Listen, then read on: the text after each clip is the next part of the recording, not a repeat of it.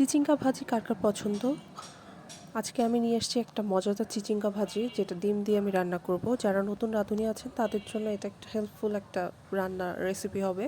এটা খুবই সিম্পল, আর যারা ব্যাচেলার আছেন তাদের জন্য তো অবশ্যই খুবই হেল্পফুল হবে। একদম ইজি রেসিপিতে এবং খুব সামান্য পরিমাণ উপকরণ দিয়ে এই ভাজিটা করে ফেলা যায়। আমি এই চিচিঙ্গা ভাজির সাথে একটা ডিম ব্যবহার করেছি। প্রথমে পেঁয়াজ রসুন তেলে দিয়ে দিতে হবে। তারপরে পেঁয়াজটা যখন একটু সামান্য ভাজা হয়ে যাবে, এরপর চিচিঙ্গা কুচিগুলো দিয়ে দিতে হবে। চিচিঙ্গার সাথে আমি দিয়ে দিয়েছি পরিমাণ মতো লবণ। তারপর দিয়ে দিয়েছি সামান্য পরিমাণ জিরার গুঁড়া, সামান্য পরিমাণ ধনিয়া গুঁড়া।